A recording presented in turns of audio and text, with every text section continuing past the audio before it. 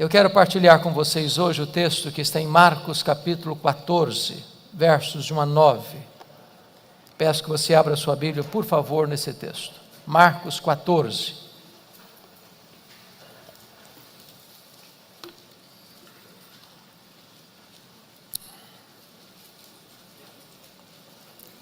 A minha versão é a versão atualizada. E se não for a mesma sua, me acompanhe, por gentileza, em silêncio nesta leitura. Está escrito: dali a 2 dias era Páscoa e a festa dos pães asmos. E os principais sacerdotes e os escribas procuravam como prenderiam Jesus à traição e o matariam. Pois diziam: não durante a festa, para que não haja tumulto entre o povo. Estando Jesus em Betânia, reclinado à mesa, em casa de Simão o leproso, veio uma mulher trazendo um vaso de alabastro com um preciosíssimo perfume de nardo puro. E quebrando o alabastro, derramou o bálsamo sobre a cabeça de Jesus. Indignaram-se alguns entre si e diziam: para que esse desperdício de bálsamo? Porque este perfume poderia ser vendido por mais de 300 denários e dar-se aos pobres. E murmuravam contra ela. Mas Jesus disse: deixai-a, por que a molestais? Ela praticou boa ação para comigo, porque os pobres sempre os tendes convosco, mas a mim, porque os pobres sempre os tendes convosco, e quando quiserdes podeis fazer-lhes bem, mas a mim nem sempre me tendes. Ela fez o que pôde, ela antecipou-se a ungir-me para a sepultura. Em verdade vos digo, onde for pregado em todo o mundo o Evangelho, será também contado o que ela fez, para a memória sua. Amém. Meus irmãos, o contexto desta passagem está meridianamente claro. Trata-se de 2 dias antes da Páscoa. A Páscoa era a maior festa de Israel. A Páscoa era a alegria dos judeus e o terror dos romanos. Isso porque na Páscoa a população de Jerusalém quintuplicava e os romanos tinham preocupação com motins e rebeliões. Tanto é fato que na festa da Páscoa todo o aparato militar do governo de Roma, estabelecido em Israel, que ficava em Cesareia Marítima, se transferia para Jerusalém. Até mesmo o tetrarca da Galileia, Herodes Antipas, mudava o seu gabinete com todo o seu aparato para Jerusalém na festa da Páscoa. Diz a Bíblia que 2 dias antes, os principais sacerdotes e os escribas, mancomunados, conluiados, tramaram a prisão de Jesus, a traição, para matá-lo depois da festa, quando o povo já tivesse ido embora, longe dos holofotes. Mas, curiosamente, Mateus 26, texto paralelo deste, é Jesus quem diz para os seus discípulos, 2 dias antes da Páscoa, que ele estava para ser entregue nas mãos dos principais sacerdotes e escribas, para ser crucificado, para ressuscitar ao 3º dia. E aí você conclui que quando os homens poderosos orquestram, maquinam e pensam que estão no controle da situação, eles estão apenas cumprindo uma agenda já estabelecida por Deus. É o trono de Deus que governa, é a vontade soberana de Deus que prevalece.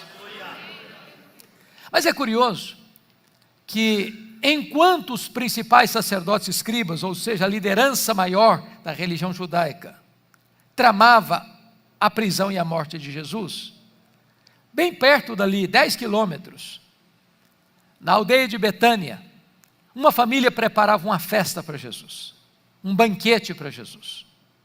E isso é muito curioso, porque Jesus ainda hoje desperta sentimentos tão diversos, tão diferentes. Ele é amado por uns e odiado por outros. Ele é adorado por uns e rejeitado por outros. Ele é recebido por uns e abandonado por outros. Ainda hoje Jesus é amado. E uma razão disso é que você e eu estamos aqui. Nós viemos aqui porque amamos a Jesus. Nós viemos aqui porque queremos adorar a Jesus. Mas ainda hoje Jesus é odiado. Muito odiado. E por que as pessoas odeiam Jesus hoje? É porque ele está vivo. Se ele estivesse morto, ele não seria mais odiado. Quem odeia hoje os faraós do Egito? Quem odeia hoje os Césares de Roma? Mas porque Jesus está vivo, ele é odiado por tantos, mas bendito seja Deus, é amado por todos nós. Esse jantar que prepararam para Jesus em Betânia, aconteceu na casa de um homem chamado Simão. A Bíblia não fala do sobrenome dele ou da família dele, mas adjetiva-o, dando-lhe um epíteto, dando-lhe uma marca: Simão, o leproso. A pergunta que vale a pena fazer agora é: esse homem ainda era leproso? E a resposta inequívoca é que não, ele não podia ser leproso. Porque se fosse leproso, ele não podia ficar na sua casa, muito menos receber alguém na sua casa. Mas se esse homem não era mais leproso, por que o evangelista não relata que o jantar aconteceu na casa de Simão, o ex-leproso, mas na casa de Simão, o leproso? Certamente para nos alertar sobre um grande perigo ainda hoje, o perigo de rotular as pessoas, o perigo de carimbar gente, o perigo de colocar uma tatuagem existencial nas pessoas, porque rótulos ficam, mesmo quando eles não são mais necessários. O doente está curado, o viciado está lúcido, o perdido foi encontrado, o pecador foi salvo. Então, não rotule gente, não carimbe gente. Mas também é curioso que nesse jantar é uma mulher que se destaca. Esse texto é tão importante que ele é repetido nos 4 evangelhos: Mateus 26, Lucas 22, Marcos 14 e João 12. Nos chamados evangelhos sinóticos, Mateus, Marcos e Lucas, essa mulher é incógnita. Nós não sabemos quem é ela, o nome dela não aparece. Entretanto, em João capítulo 12, o nome dessa mulher é Maria. É Maria, irmã de Marta e Lázaro. E esta mulher tem uma das mais lindas biografias da Bíblia, porque ela só aparece 3 vezes nos evangelhos. E nas 3 vezes que ela aparece no evangelho, ela está aos pés de Jesus. A primeira feita é em Lucas 10. Ela está aos pés de Jesus para aprender. Marta, preocupada com os afazeres da casa, corria de um lado para o outro, e até censurou Jesus pelo fato de permitir que ela ficasse sentada aos pés dele, enquanto Marta corria para lá e para cá. E Jesus disse: Marta, Marta, andas inquietas, ansiosa por muitas coisas. Só uma coisa é necessário. Maria escolheu a boa parte e esta não lhe será tirada. O melhor lugar para você se assentar, para aprender, a maior e melhor academia do mundo, é aos pés do Senhor Jesus. Aí está a fonte do verdadeiro saber, do verdadeiro conhecimento. A segunda vez que essa mulher aparece na Bíblia é lá em João 11. E novamente ela está aos pés de Jesus para chorar a dor do luto, as angústias da alma, os gemidos do coração, a dor da saudade, porque seu irmão estava morto e sepultado há 4 dias. E eu posso lhes garantir que o lugar mais importante para você encontrar refrigério, conforto, consolo para a sua vida é assentar-se aos pés do Senhor Jesus. Essa é a maior fonte de consolo que podemos encontrar neste mundo. Mas a última vez que essa mulher aparece na Bíblia é nesse texto e nos seus correlatos. E mais uma vez ela está sentada aos pés do Senhor Jesus. Agora, não para aprender ou para chorar. Agora ela está sentada aos pés do Senhor Jesus para agradecer. E agradecer o quê? O maior milagre público de Jesus, a ressurreição de seu irmão Lázaro. Então diz a Bíblia que Jesus está à mesa com os seus discípulos, certamente Simão leproso também, Lázaro recém-ressuscitado também está à mesa. Para não fugir à regra, Marta está servindo nesse jantar, e Maria, diz a Bíblia, vem com um vaso de alabastro. Alabastro é uma pedra ornamental de cor rosa. E diz a Bíblia que tem dentro desse vaso um perfume preciosíssimo. Notem o superlativo, preciosíssimo.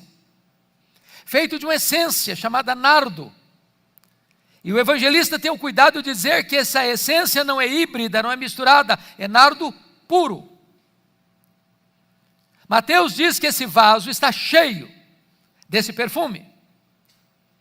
E João capítulo 12 diz que tem dentro desse vaso que está cheio, 1 libra de perfume. O que significa isso? 1 litro tem 2,2 libras. Nós estamos afirmando que dentro desse vaso, que era pequeno, era um vaso ornamental, tinha em torno de meio litro, menos de meio litro de perfume. Então diz a Escritura que Jesus está sentado, e Maria vem por trás dele e quebra o vaso. E todo o perfume é derramado na cabeça de Jesus. A casa se enche com o perfume escorre pelo corpo de Jesus, chega aos pés de Jesus, e ela solta os cabelos e passa a enxugar os pés de Jesus com seus cabelos.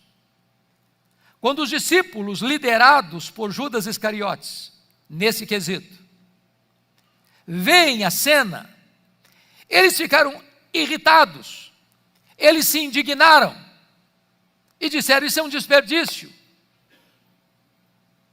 Esse perfume poderia ser vendido por mais de 300 denários e dar-se aos pobres, e murmuraram contra ela. Mas Jesus saiu em defesa dela e disse: deixai-a, por que a molestais? Ela praticou boa ação para comigo. Os pobres sempre os tendes convosco, e podeis fazer-lhes bem, quando quiserdes, mas a mim nem sempre me tendes. Ela fez o que pôde. Ela antecipou-se a ungir-me para a sepultura, e em verdade vos digo, em todo o mundo, onde for pregado o Evangelho, será contado o que ela fez, para a memória sua. Eu gostaria então de tirar desta narrativa bíblica 8 lições para o nosso enlevo nesta noite. Se você tem papel e caneta, tem o hábito de anotar, fique à vontade. Se você tem o hábito de anotar no telefone, fique à vontade. Se você não tem nenhum dos dois, então fique antenado com a sua memória, porque eu já aprendi há muito tempo que o papel mais amarelo e a tinta mais fraca é mais fiel do que a memória mais prodigiosa. Quais são as lições que nós podemos aprender com Maria? Primeiro, confira comigo o versículo 8, parte A. Ela fez o que pôde. Você pode repetir comigo? Ela fez o que pôde. Sempre que eu leio isto, eu pergunto a mim mesmo: meu Deus, e eu? Estou fazendo para Jesus o que eu posso? Tudo o que eu posso? Porque às vezes nós fazemos, mas fazemos relaxadamente. Às vezes nós fazemos, mas não fazemos tudo o que podemos. Às vezes nós fazemos, mas não fazemos com a motivação certa. Maria fez o que pôde. Me permita ilustrar isso. No dia 23 de setembro de 1723, na Alemanha, começa um movimento de oração liderado por Ludwig van Zinzendorf, que ficou conhecido como o movimento dos moravianos. E eles começaram ali uma reunião de oração que durou literalmente 100 anos, ininterruptamente, produzindo um movimento de avivamento e expansão missionária. Os moravianos eram muito pobres naquele tempo, mas cada 19 moravianos sustentavam um missionário fora da Alemanha. Alguns deles, sendo muito pobres, não tendo dinheiro para investir na obra missionária, se vendiam como escravos, para comprar a passagem de ida para os povos mais longínquos, para ficar lá o resto da sua vida, levando a esses povos a esperança do Evangelho. Quando eu escuto um relato desse, eu pergunto para mim: meu Deus, e eu? Estou fazendo o que eu posso? Tudo o que eu posso para Jesus? Maria fez o que pôde. Segunda lição que eu aprendo com Maria. Veja comigo o verso de número 3.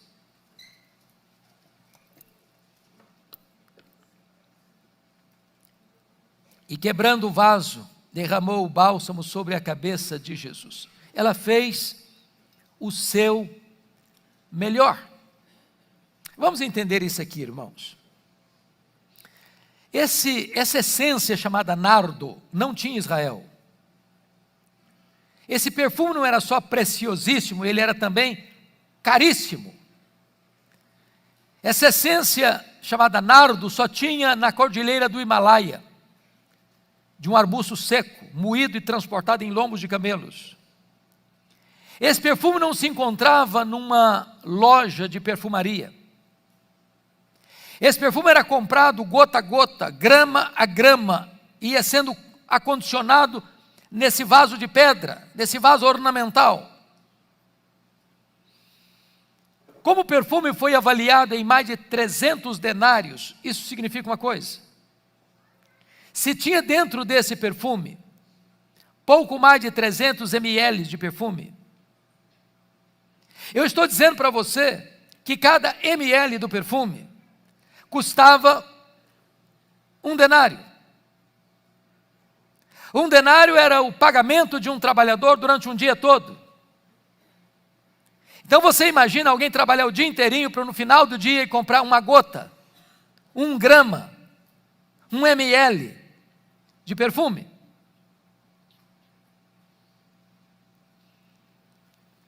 Eu sei que vocês e eu, nós gostamos de um bom perfume.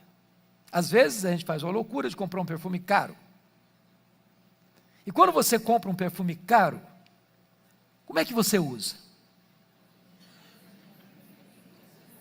É apenas um pouquinho, não? Num dia especial. Um pouquinho na orelha, na outra orelha, um pouquinho aqui. E você diz para você mesmo: esse perfume tem que durar pelo menos 1 ano. Agora vejam vocês, que Maria não chega e abre o vaso. Ela chega e quebra o vaso. Por que ela quebra o vaso e não abre o vaso? Porque ela está dizendo: tudo o que eu tenho e o melhor do que eu tenho, eu quero colocar tudo a serviço de Jesus. Eu quero fazer para Ele o meu melhor. Há momentos que eu fico a pensar que aqueles que não conhecem a Deus como nós temos a bênção de conhecer, são mais zelosos em servir aos seus deuses do que nós o somos em servir ao Deus da nossa vida. Eu estava pregando em Porto, lá em Portugal, há poucos anos, e fui fazer uma visita a Coimbra. E na medida que nós viajávamos, eu vi uma caravana grande, a pé, andando pelo asfalto. E eu, curioso, perguntei: o que essas pessoas estão fazendo? Aonde elas estão indo? Me responderam: elas estão indo a Fátima, pagar promessas. E eu perguntei: mas a que distância elas estão andando? Me responderam: a mais de 300 quilômetros. Aí eu pensei na igreja brasileira. Falei: meu Deus, às vezes o crente mora na rua da igreja, no bairro da igreja. Se chover um pouquinho, não vai. Se tiver também muito quente, não vai. Se tiver Corinthians e Palmeiras, ele também não vai. Se tiver Fórmula 1, ele dá um jeito de não ir também. Ele arranja uma desculpa. Às vezes aqueles que não conhecem a Deus como nós conhecemos, são mais zelosos em servir aos seus deuses, que nós somos em servir ao Deus da nossa vida. Maria fez o seu melhor. Mas em terceiro lugar, ainda à luz do versículo 3, Maria fez sacrificialmente. Irmãos, esse texto é incompreensível para nós, na nossa cultura. Nem você nem eu fazemos isso, e eu acho que nem você nem eu jamais conhecemos alguém que fez isso. Eu estou falando que essa mulher gastou 1 ano de economia, 1 ano, para comprar um frasco de perfume. Quem é a pessoa que em sã consciência hoje trabalha 1 ano para comprar um frasco de perfume? Para você entender esse texto, você tem que entendê-lo dentro da cultura judaica. Quando a menina fazia a transição de menina para moça, que é tão rápido, ela já começava a usar as suas economias para comprar esse perfume, gota a gota, grama a grama, e acondicionando nesse vaso de pedra para o dia mais sonhado, esperado, desejado da sua vida, o dia do seu casamento, o dia das suas núpcias. Maria não deu a sobra, Maria não deu o resto, Maria não deu o que não servia para ela, ou que não tinha importância para ela, ela deu sacrificialmente, generosamente. Eu pergunto a você nesta noite, o que é que você tem feito para Jesus que possa receber o selo de sacrificial?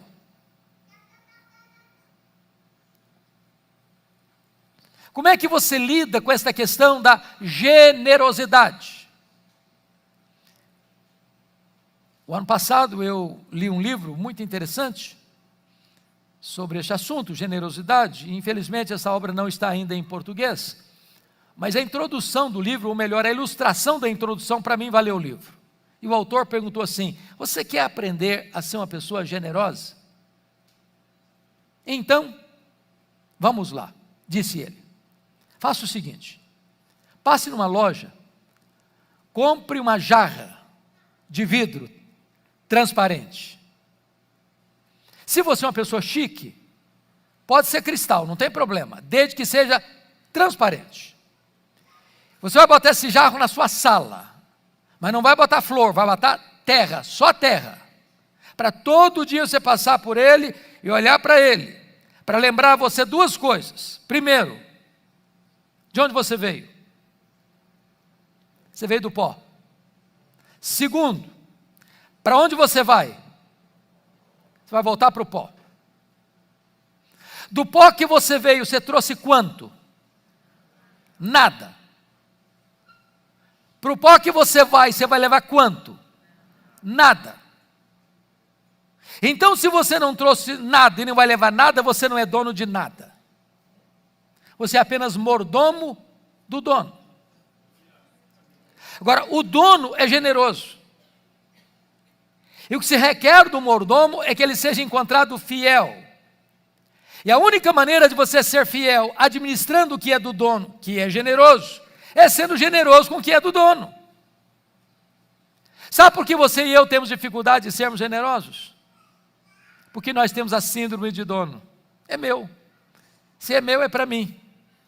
Igual Salomão lá em Eclesiastes, capítulo 2, construir casas para mim, pomares para mim, jardins para mim, açudes para mim, tudo para mim. Quando você entende que você está administrando o que não é seu, que foi confiado a você, e que o dono daquilo que está na sua mão é generoso, você não vai ter dificuldade de ser generoso com o que é do dono, porque ele é generoso. Me permita ilustrar isso de uma maneira mais simples. Eu estava pregando em João Pessoa, no congresso da Juvep, e o pastor Sérgio me contou uma história que eu conhecia em parte, que eu achei muito curiosa. Aconteceu na cidade do interior da Paraíba, chamada Itaporanga, numa igreja batista missionária de Itaporanga. Aquela igreja tinha um programa de rádio, que alcançava 40 mil pessoas na cidade e no entorno da cidade. E veio a seca. as lavouras não produziram o que se esperava, as ofertas diminuíram, e o pastor da igreja não conseguiu pagar o programa, estava inadimplente 3 meses. Quando ele recebe um ultimato da emissora, ou paga até a próxima semana, ou nós vamos tirar o programa do ar. E o pastor da Igreja Batista Missionária, no domingo à noite, chega para a igreja e faz um desafio para a igreja. Meus irmãos, o programa não pode sair do ar. É o único programa evangélico da região. São 40 mil pessoas. Nós vamos fazer uma oferta sacrificial, nós vamos levantar uma oferta sacrificial, porque o programa não pode sair do ar. Estava lá na igreja um casal, o senhor Tota e a dona Lourdes. Eles moravam a 6 quilômetros da igreja, e eles iam a pé.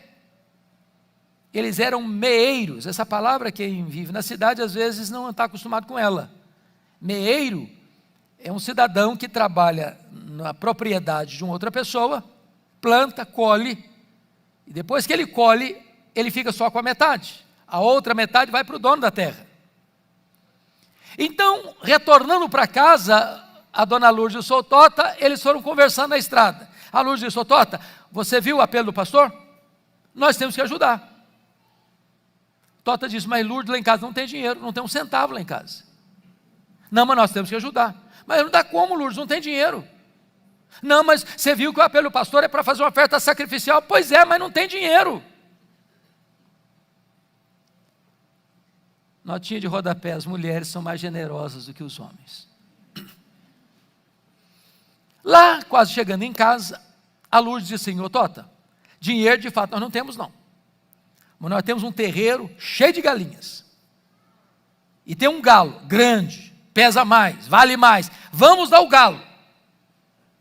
"Ah, tá bom, Lourdes, você quer? Então tá bom, vamos dar o galo." Segunda-feira de manhã, a Lourdes pega o galo, bota debaixo do braço, 6 quilômetros a pé para a cidade. Chegou na casa do pastor, bateu a porta, ele abriu. Ela disse: "Ô pastor, eu vim fazer e trazer a minha oferta sacrificial. O melhor que nós temos lá em casa é esse galo. Eu vim trazer o galo para ajudar no programa." O pastor agradeceu, fechou a porta, deu um sorriso amarelo e pensou: "Meu Deus, o que é que eu vou fazer com esse galo? Ele é tão velho que nem uma sopa dá." Ele pensou: "Bom, vou fazer uma rifa." Não, rifa não combina com crente. Pensou. Falei: "Vou botar na internet." Botou na internet.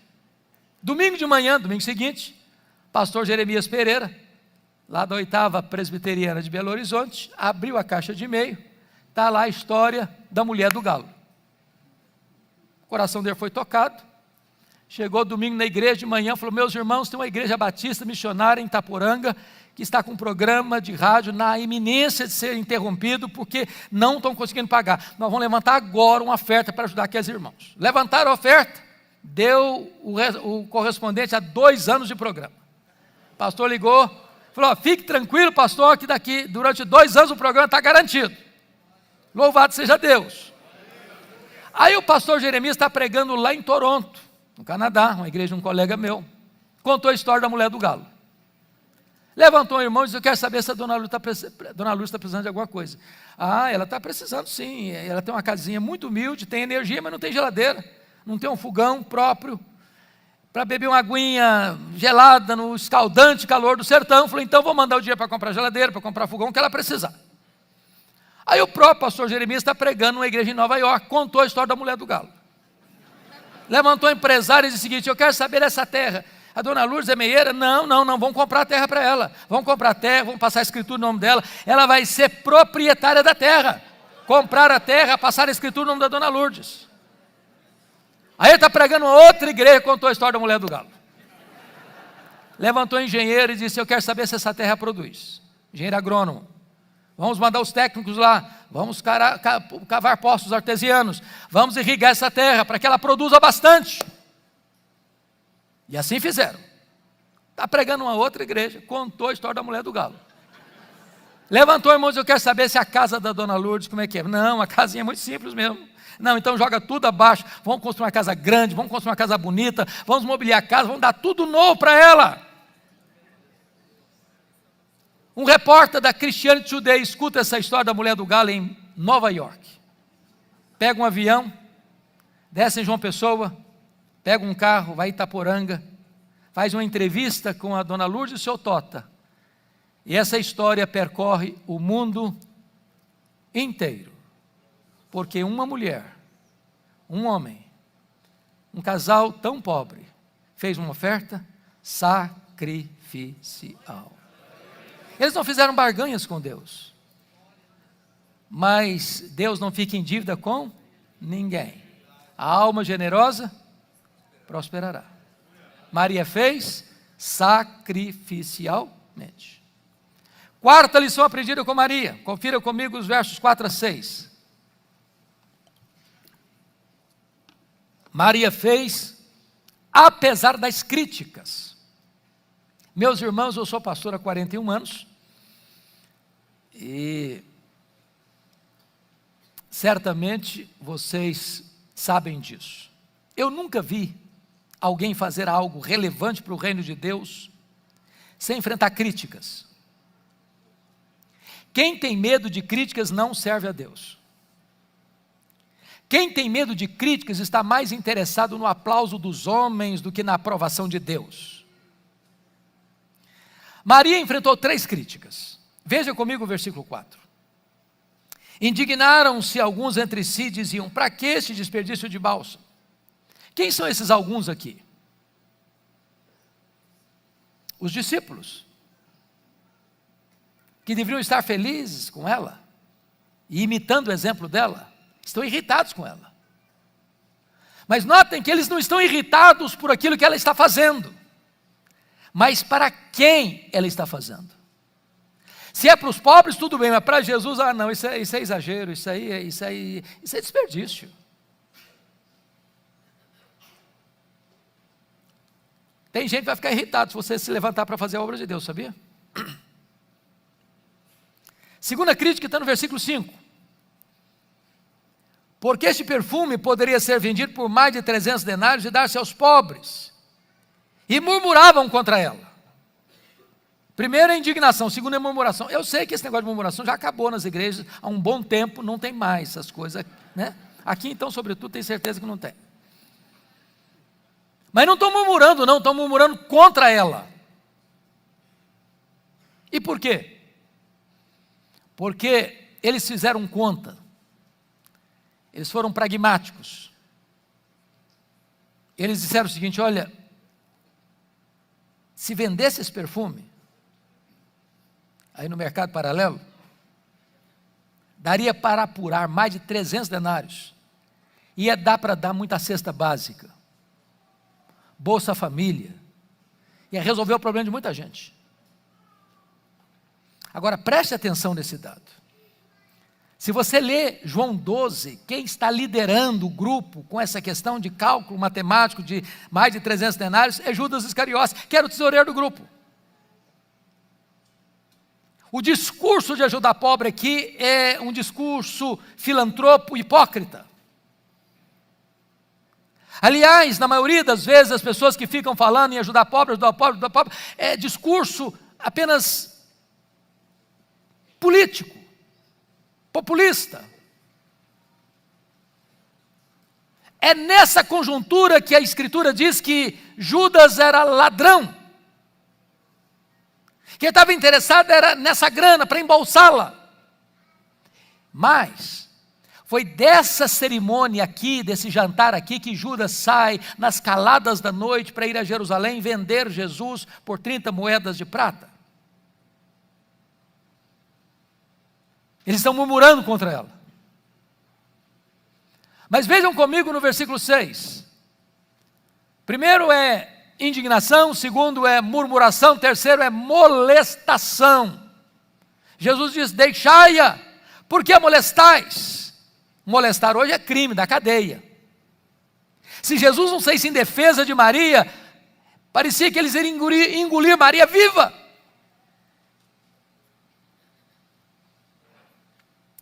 E Jesus disse: deixai-a, ela praticou boa ação para comigo. Então, se você está fazendo a obra de Deus e alguém está indignado, se você está fazendo a obra de Deus e alguém está murmurando, se você está fazendo a obra de Deus e alguém está molestando você, meu irmão, continue fazendo a obra de Deus. Você não está fazendo para homens, você está fazendo para Deus. Em outras palavras, não seja um crente hipersensível. Você conhece crente hipersensível? Porcelana, cristal, qualquer coisinha trinca, se milindra. Ah, pastor, eu já quis fazer alguma coisa na igreja, mas me criticaram, eu também me decepcionei, agora não faço mais nada. Agora, no máximo que eu vou, sento lá, quietinho, discreto, não quero fazer mais nada.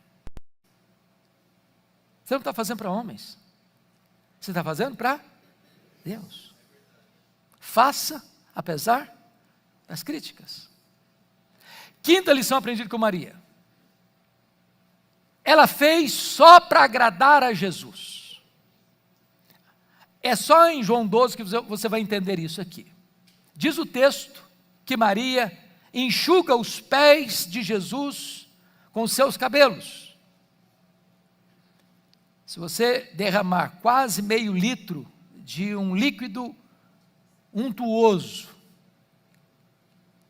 na cabeça de uma pessoa, isso vai escorrer, vai escorrer, vai escorrer, vai escorrer, vai chegar aos pés. O que significa Maria ter enxugado os pés de Jesus com seus cabelos? Na cultura brasileira, não significa nada, é apenas um gesto de humildade. Mas na cultura judaica, isso era um escândalo. Uma mulher não soltava os cabelos em lugar aberto, público. Isso era a mesma coisa de deixar a reputação dessa mulher em xeque, em dúvida. Mas então por que Maria fez isso?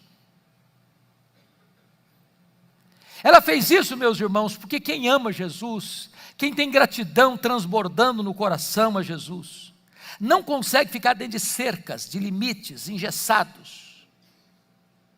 Acaba extrapolando.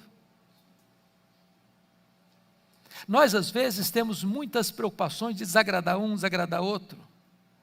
E, às vezes, até na hora do culto. Quanta gente que, às vezes, perde até a espontaneidade da adoração. Porque ele pensa, se eu levantar a mão, se eu fizer uma coisa, se eu fizer outra coisa, se eu chorar, alguém vai falar isso, vai falar aquilo. Se eu não fizer, alguém vai falar também. Aí você fica preocupado em agradar fulano, agradar ciclano, agradar Beltrano, e você acaba desagradando a Jesus. Às vezes eu penso, não, se eu fizer isso, o fulano vai ficar desagradado. Se eu desagradar o fulano, vai dar problema. Se eu desagradar o ciclano, também vai ter problema. E a pessoa fica cheia de dedos. Eu não estou dizendo que você tem liberdade para desagradar ninguém, mas o que tem que ser vetor na sua vida é agradar só ao Senhor Jesus. Maria não ficou preocupada com o que Mateus ia falar, o que João ia falar, o que Judas ia falar, ou o que Filipe ia falar. Ela só tinha uma preocupação: eu quero agradecer a Jesus, agradar a Jesus, mostrar o meu amor e a minha gratidão a Jesus.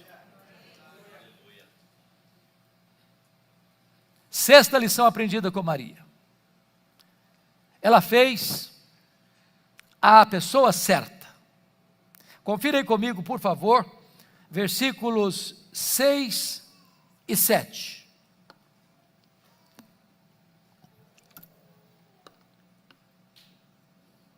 Lá no finalzinho, Jesus diz assim: deixai-a, por que a molestais? Ela praticou boa ação para comigo, porque os pobres sempre os tendes convosco, e quando quiserdes podeis fazer-lhes bem, mas a mim nem sempre me tendes. Me permita fazer esta pergunta: será que Jesus está ensinando aqui que os pobres não merecem atenção da igreja, ou primazia na agenda da igreja? É isso que Jesus está falando? E a resposta é um sonoro não. A Bíblia toda é um livro que cuida dos pobres. Deus cuida dos pobres. Você vai encontrar isso na lei, você vai encontrar isso nos livros proféticos, você vai encontrar isso nos livros poéticos, você vai encontrar isso no ministério de Jesus, você vai encontrar isso nas cartas de Paulo, nas cartas gerais, você vai encontrar isso na Bíblia toda. Deus tem uma atenção de cuidado com os pobres. Para mim, um dos textos mais incríveis da Bíblia É Mateus 25, 31 a 46. É a cena do juízo final. Quando Jesus vem em majestade e glória, se assenta no trono para julgar as nações.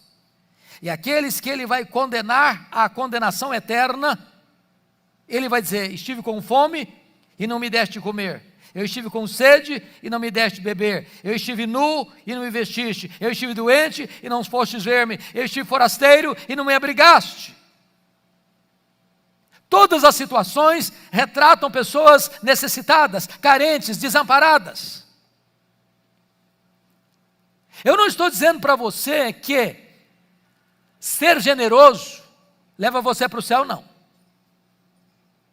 Quando João Batista estava pregando sobre arrependimento no deserto da Judeia, e as multidões fluíram para ouvi-lo, as multidões perguntaram: ô João, o que nós vamos fazer com esse sermão seu de arrependimento? E ele respondeu: quem tiver 2 túnicas, dê uma para quem não tem, quem tiver comida, faça o mesmo. Você quer saber se um cara é crente mesmo? Veja se ele é generoso. Não combina crente mão de vaca, não combina crente suvina, não combina crente avarento, não combina crente que tem o coração fechado para o necessitado. O crente tem o coração aberto, tem o bolso aberto, tem as mãos abertas, tem a casa aberta. O crente é generoso. Agora, generosidade não é arrependimento. Ninguém vai para o céu porque ajuda os pobres. Ninguém vai para o céu porque dá roupa e comida para as pessoas. Generosidade é a evidência do arrependimento e não um substituto do arrependimento. É por isso que surgiu na América Latina, na década de 60, uma falsa teologia, chamada teologia da libertação, que não é nem teologia, nem libertação. Os teólogos da libertação não são teólogos, são teologastros liberticidas, porque ensinaram que reino de Deus é panela cheia. Mas ninguém vai para o céu porque tem panela cheia. O cara pode ser o homem mais rico, a mulher mais rica, ele pode morar na cobertura, ele pode morar num palacete, ele pode ter carro importado, ele pode andar com roupas de grife, ele pode fazer as viagens mais importantes, ele pode comer nos restaurantes mais conceituados. Isso não leva para o céu. Ele pode até doar todos os bens dele para os pobres, e nada disso vai aproveitar. É por isso que Maria fez a pessoa certa. Sabe por quê? Quem move você a ajudar os pobres é Jesus. Quando você ajuda o necessitado, quem impulsiona você para fazer isso é a graça de Deus. É porque você teve um encontro com o Eterno. Você agora tem que colocar sua vida, seus bens, seus dons, seus talentos, tudo a serviço do reino de Deus para socorrer as pessoas. Maria fez a pessoa certa. 7ª, penúltima lição. Maria fez no tempo certo. Dá uma olhadinha comigo aí no verso 8, a parte B. Ela antecipou-se a ungir-me para a sepultura. Ela fez no tempo certo. Então vamos entender isso aqui. Me permita retroceder um pouquinho para explicar melhor.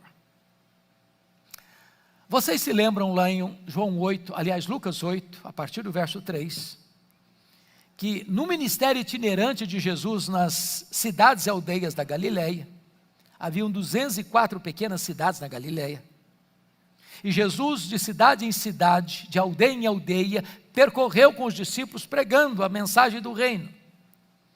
E diz a Bíblia que as mulheres, Maria Madalena, Joana, Susana e muitas outras, bancaram, sustentaram o ministério itinerante de Jesus.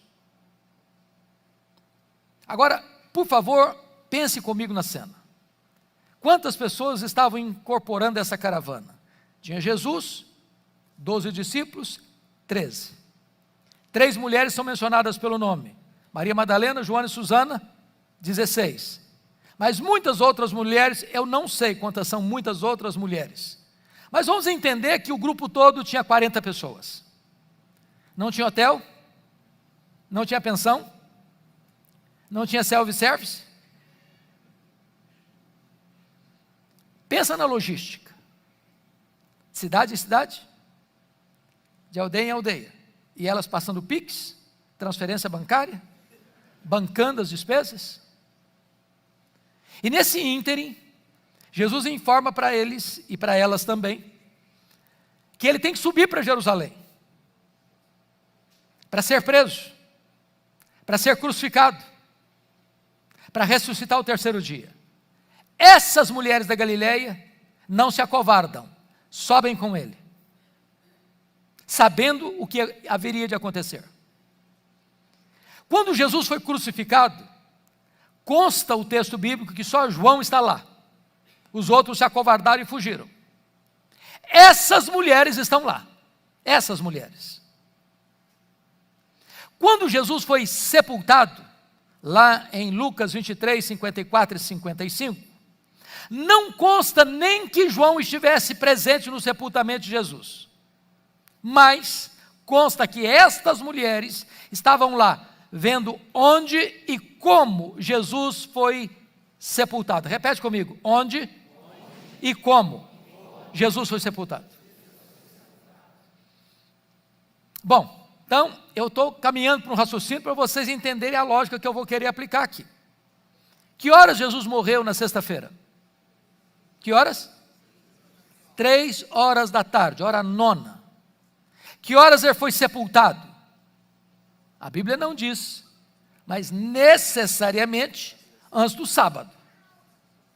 Quando é que começava o sábado? 6 da tarde da sexta-feira. Então eu estou falando que entre a morte e o sepultamento, nós temos quanto tempo? Apenas 3 horas. O que tem que acontecer nessas 3 horas? Morreu. Ninguém tira o corpo da cruz, não. Não pode tirar. Não tem autorização para tirar.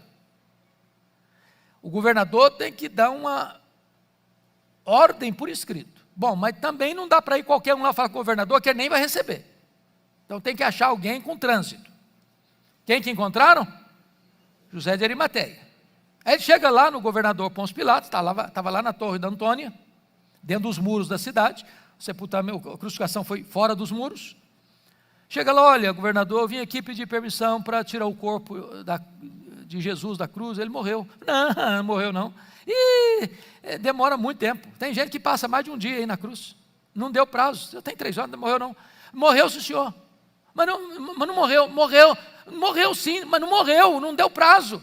Eu só acredito se o centurião que liderou os soldados na crucificação vier aqui me falar. Não tinha telefone celular. Teve que ir lá onde estava o camarada, achar o cidadão no meio daquela muvuca toda, trazê-lo cá no governador. Morreu sim, senhor. Morreu. O governador precisa fazer um documento, tem que voltar lá, tem que tirar o corpo, tem que lavar o corpo, tem que ir lá no mercado comprar perfume, tem que comprar lençóis, tem que envolver o corpo nos lençóis, tem que tirar o corpo, levar lá para o túmulo. A porta está fechada, esse túmulo nunca foi usado.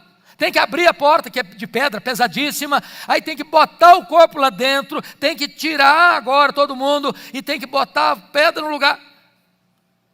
Qual a conclusão vocês estão chegando comigo? É pouco tempo para tudo isto. Agora, repete comigo: as mulheres estavam lá vendo onde e como Jesus foi sepultado.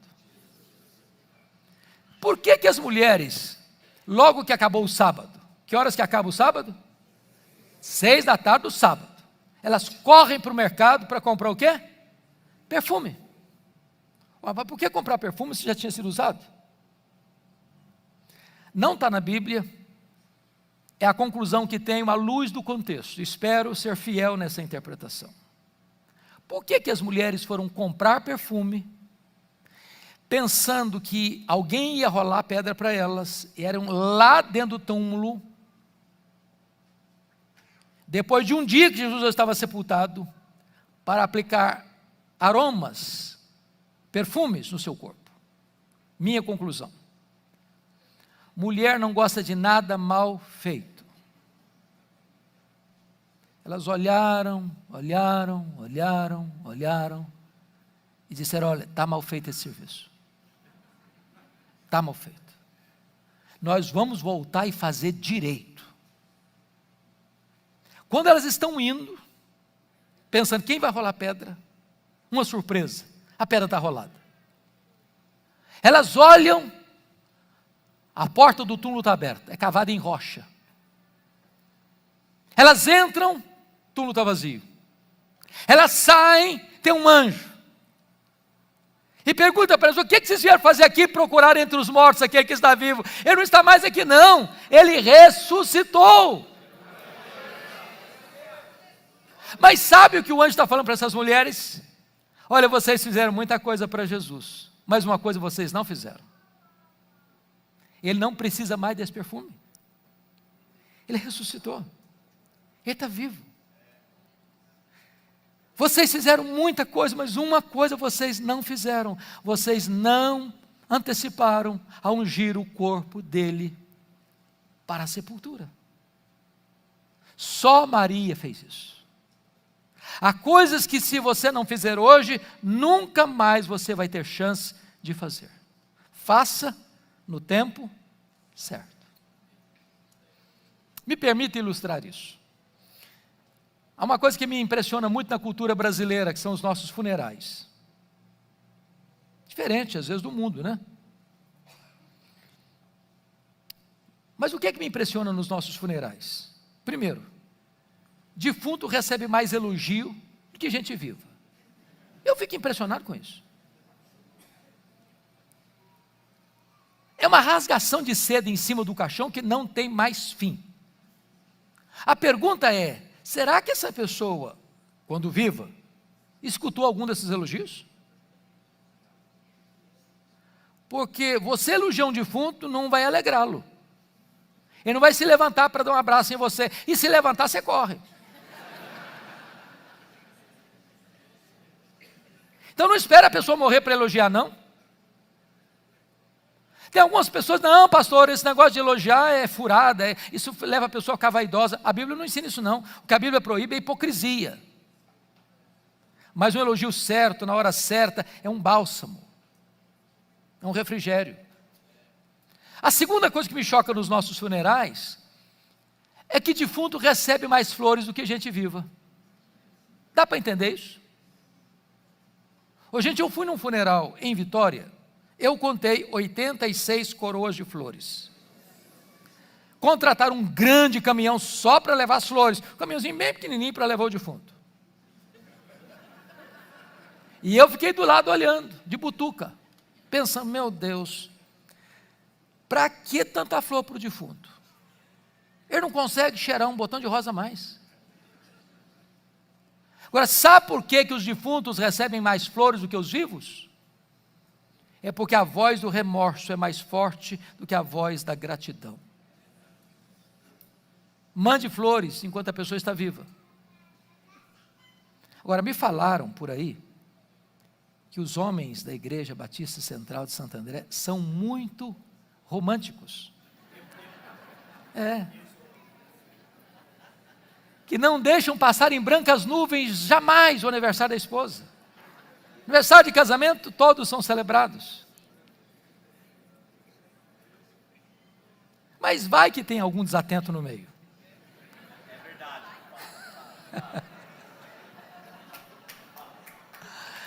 Vai que tem.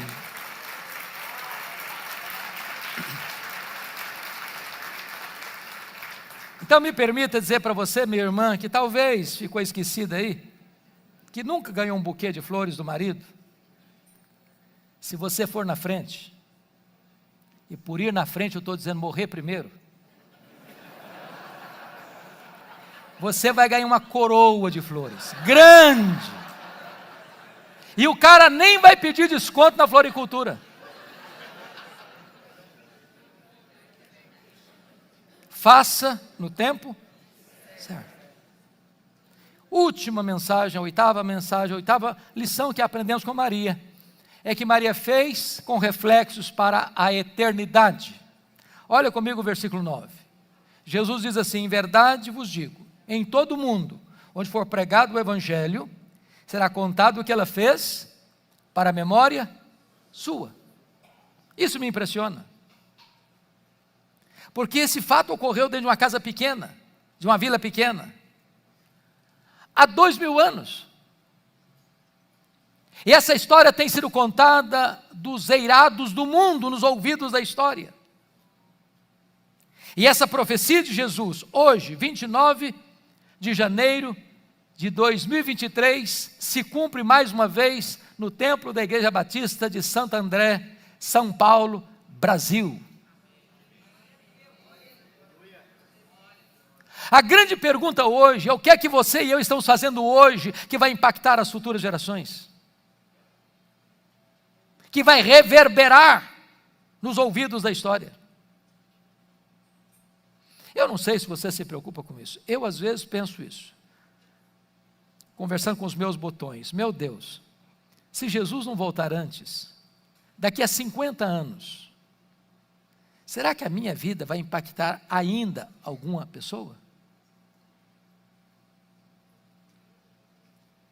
Nós vivemos numa geração hedonista, narcisista, que olha para o umbigo, preocupada só com ela mesma.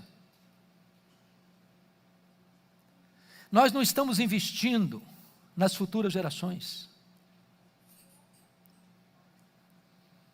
E eu quero terminar essa meditação com vocês, trazendo à memória duas ilustrações, uma tirada da Bíblia, outra da missiologia. A da Bíblia, uma mensagem negativa, a da missiologia é positiva. Primeiramente, vamos ver o exemplo da Bíblia. Eu vou lembrar a vocês de um homem que vocês todos já ouviram falar nele, conhecem tanto, o rei Ezequias, filho de Acás, que começou a governar em Jerusalém com 25 anos, reinou 29 anos, morreu com 54 anos. Ele foi um homem piedoso, ele fez reformas, experimentou um reavivamento em Jerusalém. Mas esse homem, aos 39 anos de idade, enfrenta um gravíssimo problema, aliás, dois problemas. Foi no governo dele que a Síria, em 722, tomou Samaria, as 10 tribos do norte. E agora, esse mesmo poderoso império cerca Jerusalém e ordena a Ezequias a se render, de forma afrontosa, dizendo: olha, Deus nenhum liberta você das minhas mãos. E Ezequias orou, e Deus escalou um anjo, que matou 185 mil soldados assírios ao redor de Jerusalém, e Deus libertou Jerusalém do poder da Síria.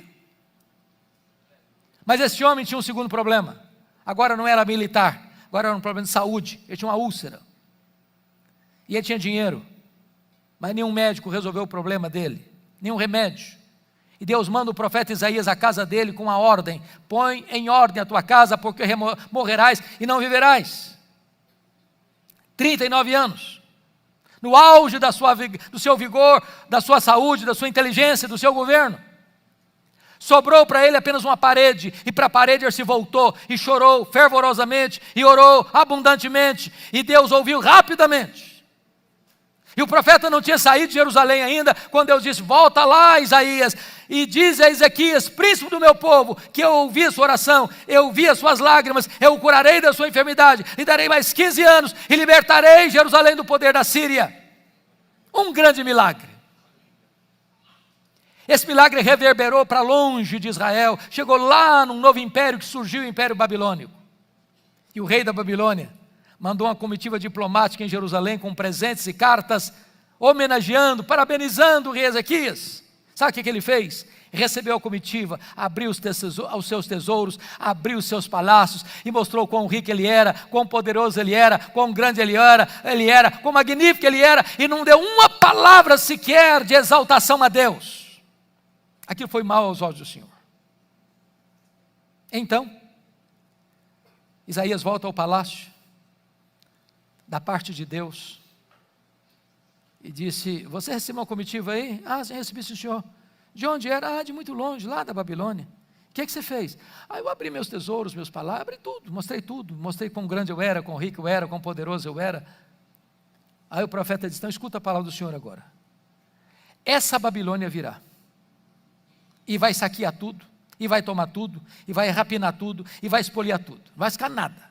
E tem mais: dos filhos que tu gerares, serão levados e feitos escravos. E tem mais: eles serão feitos eunucos. Sabe o que significa isso? Eles vão ser castrados, e não vão poder gerar. Você quer coisa pior que essa? Sabe qual foi a resposta do rei para o profeta? Boa é essa palavra. Não, você não entendeu o que eu falei. Você não entendeu. Eu estou falando que a Babilônia vai tomar tudo, que vai rapinar tudo, que vai levar tudo, que os filhos vão ser escravos, que os filhos vão ser castrados. E você é maluco, você é louco. Que negócio é esse que boa essa palavra? E diz o texto que ele pensou assim, boa essa palavra, porque pelo menos eu terei paz nos meus dias. Trocando em miúdo, sabe o que ele está dizendo? Quando isso acontecer, eu já bati as botas. Quando isso acontecer, eu já não estou mais aqui para contar a história. Sabe o que ele está dizendo, trocando em miúdos? Desculpem da expressão, ele está dizendo o seguinte: o que eu me importo é comigo, que se danem as futuras gerações, eu não estou nem aí, eu só me importo comigo. É lamentável, lamentável. Irmãos, a igreja de Deus precisa se preocupar com as futuras gerações. Precisamos nos preocupar com os nossos filhos, com os nossos netos, com os nossos bisnetos. Eu não sei se vocês percebem isso, parece que nós estamos vivendo uma geração hoje em que os avós foram mais crentes que os nossos pais foram mais crentes do que nós parece que estamos sendo mais crentes que os nossos filhos, e que Deus tem misericórdia de nós, porque as outras gerações podem se afastar do Senhor. Basta 3 gerações para uma igreja se perder, irmãos. Aquela geração que saiu do Egito, morreu no deserto. A geração que nasceu no deserto, entrou na terra prometida. Diz a Bíblia que a geração que nasceu na terra prometida não conhecia mais o Senhor. Então eu quero conclamar a igreja a nós lutarmos pelos nossos filhos, a nós passarmos o bastão do Evangelho para os nossos filhos, para que a igreja de amanhã, a igreja dos nossos filhos, dos nossos netos, dos nossos bisnetos, seja uma igreja mais crente e mais cheia do Espírito Santo que a nossa. O segundo exemplo é positivo. Trago à memória de vocês a biografia de David Livingstone, missionário inglês, que passou a vida toda na África, servindo a Cristo na África. Foi atacado por um leão, ficou com o braço direito imobilizado, continuou na África. Adoeceu na África, morreu na África. Quando ele morreu, os ingleses foram para lá para pegar o corpo dele e levar para a Inglaterra e sepultar na Inglaterra. Os africanos disseram: vocês podem até levar o corpo dele, mas o coração dele vocês não vão levar. Ele amou a África, e o coração dele vai ser enterrado na África. Sabe o que fizeram? Abriram o peito dele, arrancaram o coração dele, e sepultaram o coração dele na África. Quando você vai a Malawi, lá tem uma catedral de chão batido, com a placa de bronze na parede, para a glória de Deus, e em memória de David Livingstone. O corpo dele foi levado para Londres, foi sepultado na abadia de Westminster, onde estão sepultados os reis e os nobres da Inglaterra. O túmulo mais visitado lá não é dos reis nem dos nobres, é de David Livingstone. E tem uma placa de bronze na parede escrito: para a glória de Deus e em memória de David Livingstone. A minha oração, irmãos, é que você e eu vivamos de tal maneira que isso traga glória para Deus e perpetue o testemunho nosso para as futuras gerações. Que nós possamos imitar essa mulher que vive aos pés de Jesus, fazendo o que pôde, fazendo o seu melhor, fazendo de forma sacrificial, fazendo apesar das críticas, fazendo só para agradar a Jesus, fazendo a pessoa certa, no tempo certo, com reflexos para a eternidade. Que Deus nos ajude. Amém.